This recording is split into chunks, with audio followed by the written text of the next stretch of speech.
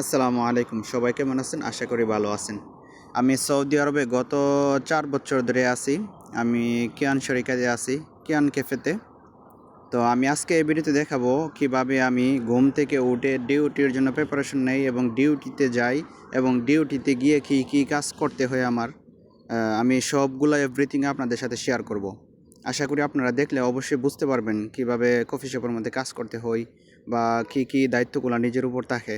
তো আমি সব কিছু কাপড়-চোপড় পরে রেডি হয়ে আমি চলে আসছি বাহিরে। বাহিরে এসে নিজেকে একটু দেখতেছি ক্যামেরা দিয়ে কেমন লাগতেছে আমারে। তো যাই হোক, আজকে প্রচুর বাহিরে বাতাস আসছিল। আমরা যখন দুপুরে ঘুমাইছিলাম তখন প্রচুর বাতাসের কারণে আমাদের ঘুম ভেঙে গেছিলো। তো দেখতেই পারতেছেন দোতলা ৩ তলার উপর পর্যন্ত ধুলাবালু চলে আসছে। প্রচুর বাতাসের কারণে উপর তলায় পর্যন্ত ধুলাবালু চলে গেছে। তো এখন আমি ধীরে ধীরে সিঁড়ি থেকে নেমে আমি চলে আসছি আমাদের মাহাত্তায়। এই মাহাত্তায় আমি থাকি। আমাদের মাহাত্তার নাম হচ্ছে মাহাত্তা রিদান আল কংফুদা। যদি কংফুদার কোনো ভাই থাকেন তাহলে অবশ্যই কমেন্টে জানায়েন, আর পারলে দেখা করেন আমি কেনে আসি। তো আমি মাহাত্তায় চলে আসছি। চলে আসতে আসতে ওই আপনারা দেখতেই পারতেছেন আমাদের দোকান সামনে। তো এখন আমি দোকানে যাব, দোকানে গিয়ে দোকান খুলবো, কারণ এখন রমজান মাস আর বাকি 2 দিন আছে ঈদের। এখন রমজানের দিনে দোকান খোলাও না। আমি এখন আসছি 5টা বাজে গেছে, এখন আসছি আইসা আমি নিজে নিজে দোকান খুলে সব কিছু রেডি করব। তো দেখেন কি বাতাসের কারণে এখানে একটা মই ছিল, মইটা পড়ে গেছে, তারপর এখানে জুবালারও পড়ে গেছে। প্রচুর বাতাস ছিল আর কি দুপুরে, যার কারণে এই অবস্থা। প্রচুর ধুলাবালু এবং সবগুলা নোংরা হয়ে রয়েছে। সব দিক দিয়ে ক্লিন করতে হবে আজকে রাত্রে, কারণ ধুলাবালু আসলে, বৃষ্টি আসলে অবশ্যই ক্লিন করা লাগে। না ক্লিন করলে শরীরকে একবার রাগারাগি করে, দেখা গেছে মদির আছে ঝামেলা করে। তো এখন আমি চাবি দিয়ে খুললে ভিতরে যাবো। ভিতরে গিয়ে আমার ফার্স্টে কাজ হইলো সবার আগে ফিঙ্গার দেওয়া। ফিঙ্গার না দিলে একদিন ফিঙ্গার মিস করলে একদিনের বেতনই মায়ের। সারাদিন ডিউটি করবেন মাগনা, কিন্তু বেতন পাইতেন না। তাই ফিঙ্গারটা দিতেইব সবার আগে। ধুলাবালুর কারণে বালু পড়ে রয়েছে ফিঙ্গারের মধ্যে, ফিঙ্গার ধরতেছে না। তারপর আমি হাতটা ক্লিন করেও ফিঙ্গার দিতে পারতেছি না। তারপর পানি একটু ভিজাই লইছি, কারণ প্রচুর বালু, তো ভিতরে বালু চলে আসছে। ফিঙ্গার দিছে, এখন ফিঙ্গার দিয়ে সেরা এখন দেখতে হবে আমার ফ্রিজ টিজ বন্ধ আসেনি। যারা নতুন আছেন তারাও এগুলো একটু খেয়াল রাখেন।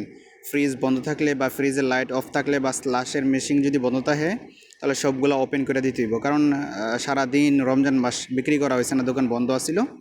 তো এখন আমি সবগুলো অন করে দিয়েছি। এখন দেন আইপ্যাডগুলো সবগুলো বন্ধ করে রাখছিলাম আমরা, কারণ নোটিফিকেশন আয় সমস্যা, ওয়াইফাই চালু থাকলেও সমস্যা। তো এখন আমি আইপ্যাডগুলা খুলমু, চার্জে লাগায় তারপর আমি আমার শিফট খুলতেইব। কারণ দেখা গেছে যদি দিনে কাস্টমার বিকালে অনেক সময় আসে ব্ল্যাক কফি নেওয়ার জন্য বা খাবার নেওয়ার জন্য, রমজান মাস হইলেও ইফতারের আগে কাস্টমার আসে, তাই আমি আমার শিফট খুলতেছি। শিফট খোলার পরে আমি নামাজ পড়মু। নামাজ পড়ার পরে এরপরে যে বাকি যেই কাজগুলো আছে করতে হইব। এখন আমি আমার শিফট খুললাম। খোলার পরে এখন দেখতেছি আর কি শিফট ঠিক আছে নি খোলা নাকি। মাঝে মধ্যে তো শিফট খুলতে গেলে দেখা গেছে যে উল্টাপাল্টা হয়ে গেলে তাহলে একবার ঝামেলা হয়ে যায় শিফট বন্ধ করতে গেলে। তাই আমি শিফটটা দেখলাম ঠিক আছে না, ঠিক আছে। এখন মোজামানা দিলাম, দিয়ে সেরা এখন মোবাইলটা রাখলাম, কারণ আমি একাই, কেউ ভিডিও করি না নাই। এই ফাঁকে আমি একবার নামাজটা পড়ে নিলাম, কারণ নামাজটা হয়েছে ভাই, দুনিয়াতে আপনি যতদিনই বাঁচেন, কিন্তু দুনিয়ার পরে কিন্তু আর একটা জগৎ আছে আখেরাত। ওই আখেরাতের কথা চিন্তা করতে হইব। আর আমি মনে করি শুধু আমি না, প্রত্যেকটা মানুষের নামাজ পড়া উচিত, কারণ নামাজ হয়েছে আখেরাতের সম্বল। দুনিয়াতে আপনি যাই করেন, আখেরাতেই হয়েছে মেইন। বুঝতে পারছেন? তো আমি এখন আমার নামাজ শেষ হইলে আমি সবগুলো দোকানের পর্দা তুললে দিব আর কি, কারণ এখনও পর্দা তুলছি না। পর্দা তুললে কাস্টমার যদি আসে পড়ে তাহলে ঝামেলা, নামাজের মধ্যে ডাকাডাকি করব। নামাজ শেষ করছি, শেষ করার পরে এখন পর্দাগুলো তুলে দিব আমি।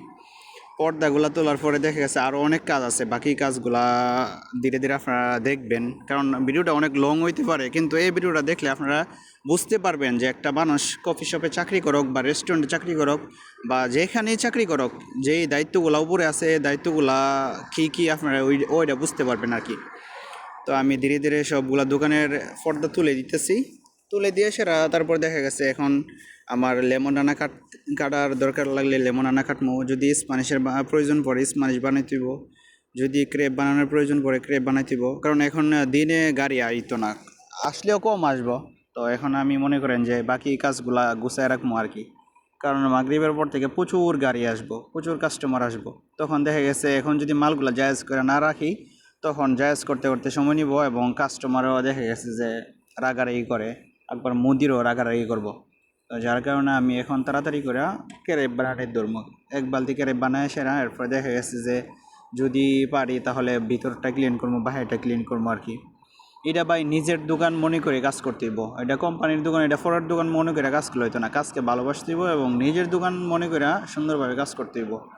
তো এখন দেখলেন আমি সবগুলো পর্দা তুলে দিলাম, তুলে দেওয়ার পরে এখন একবার ক্যারেপ বানাইতেছি। এগুলো হচ্ছে রুটির মতো আর কি অনেকটা। যারা কিয়ানে কাজ করেন তারা তো অবশ্যই চিনবেন, জানেনই। আর যারা অন্য অন্য দোকানে কাজ করেন, যেমন বার্তিজে বার্নিশে, ওরাও চিনবেন, অনেকটা ব্যাংকিংয়ের মতোই। তো আমি ক্যারেপ বানামো। ক্যারেপ বানানোর পরে দেখা গেছে যে ভিতরে ক্লিন করতে হইব। তারপর দেখা গেছে যে গাহতলিয়ম বানাইতে হইব বা বিভিন্ন কাজগুলো যেগুলো আছে এগুলো করতে হইব। তো মোটামুটি অর্ধেক বানানি হয়ে গেছে আমার ক্রেপ। এই যে এটা হচ্ছে ক্রেপ, এটা হচ্ছে বড়ো সাইজ আর কি, বিগ সাইজ, আর স্মল সাইজ। একই দুটোটা একই স্বাদ, মানে আমাদের তাড়াতাড়ির জন্য আর কি। ছোটোটা তো বানাই, বড়োটা তো বানাই, কারণ কোনো মেশিন ওই খালি ফালায় রাখি না। এখন দেখা গেছে ক্রেপ বানানো শেষ হওয়ার পরে এরপরে একবার বিকালে দেখা গেছে বালু আসছিল ভিতরে, হালকা বালু টালু আছে, তো একটা মগ মেরে দিলাম আর কি। মগ না মারলে একবার ভিতরে ভালো থাকলে ঝামেলা। আর ভাই আমি তো বললাম প্রথমেই, এটা নিজের দোকান মনে করে কাজ করতে হইব, কোম্পানির দোকান মনে করে যে ফালায় রাখলে হইতো না ভাই। আপনারা তো আর বেতন দিয়ে এমনিতেই রাখতেছে না কাজ করার জন্য। নিজের শরীরটা যেমন যত ক্লিন রাখেন, যত পরিষ্কার রাখেন, তদ্রূপ আপনার দোকানটা এমন ক্লিন রাখতে হইব, পরিষ্কার রাখতে হইব। তো এর মধ্যে একবার আমার ক্লিন করা শেষ, মাগরিব আজান দেলাইব একটু পরে, এমনিতেই গাড়ি এসে পড়ছে। তো গাড়ি আসছে, এখন আমি মনে করেন যে তলব নিতেছি, নিজেই তলব নিতেছি, কারণ এখন রমজান মাস। আমার সাথে ওরা আসবে ইফতারির পরে, আমি আসছি 1-1.5 ঘন্টা আগে আর কি। তো এখন নিজে তলব নিলাম একবার, নিজে তলবগুলা বানাই তুইব। এইটা প্রতিদিনের কাজ, এটা যে আজকে ভিডিও করতেছি তার জন্য না ভাই। একা ডিউটি করলে এটা প্রতিদিনই এভাবেই করণ লাগে। দেখা গেছে 2 জন থাকে, অনেক সময় 3 জন থাকে। তো কাজ আপনার করতে হইব, কষ্ট হইলেও কোনো কিছু করার নাই, কারণ এটাই বিদেশ। আমি চলে গেছিলাম ইফতারি করতে, ইফতারি করার পরে আসছি, আইসা একবার ডিউটি করছি প্রায় 12 ঘন্টা। এখন বাজে রাত 5টা। তো আমার সাথে একজন আছে, ওর কাছ থেকে বিদায় নিয়ে বের হয়ে যাইতেছি, আর বলতেছি যে দরজাটা লাগালাই। তো এটাই ভাই বিদেশ, বুঝছেন নি? এভাবেই যারা আছে বিদেশে এভাবেই কাজ করানো লাগে আর কি। তো ভালো দেখেন, দোয়া করেন, আর যদি ভালো লাগে অবশ্যই চ্যানেলটি সাবস্ক্রাইব করে রাখেন, কারণ নেক্সটে আমি এরকম আরও ভিডিও দিমু, যে ভিডিওগুলো থেকে আপনারা কিছুটা আন্দাজ করতে পারবেন যে প্রবাস জীবন কেমন বা কী কী দায়িত্ব থাকে। তো ভালো থাকেন, আসসালামু আলাইকুম।